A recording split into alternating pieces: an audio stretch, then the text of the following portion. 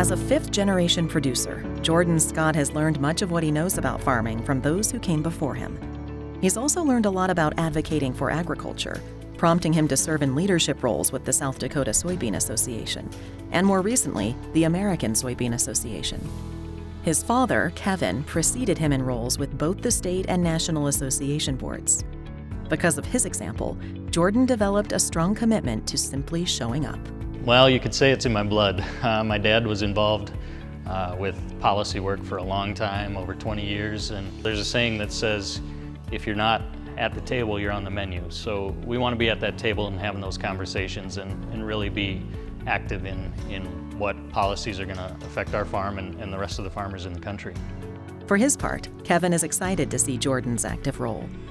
It's our responsibility to talk to our public, and we need to do a better job at that. I'm really glad Jordan has taken up the mantle. We have a great checkoff board, and the ASA board, and USEC board, and WISH board, all fantastic people doing great things for the soybean industry, and I'm glad he's seen that as an asset for the future.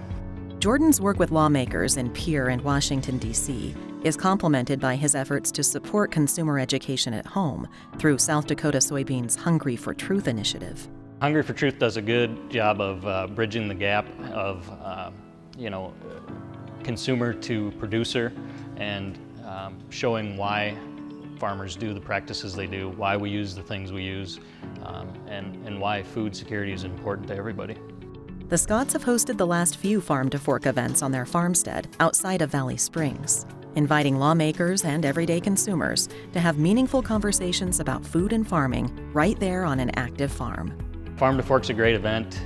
You get people out on the farm, see the equipment, talk to the farmers, learn about food and where it comes from. In Jordan's view, the global pandemic made this sort of initiative all the more relevant.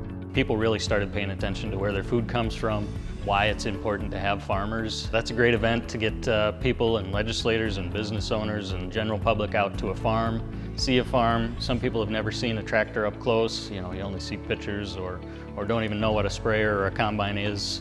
For more on ways South Dakota Soybean is connecting with households across the state, visit hungryfortruthsd.com.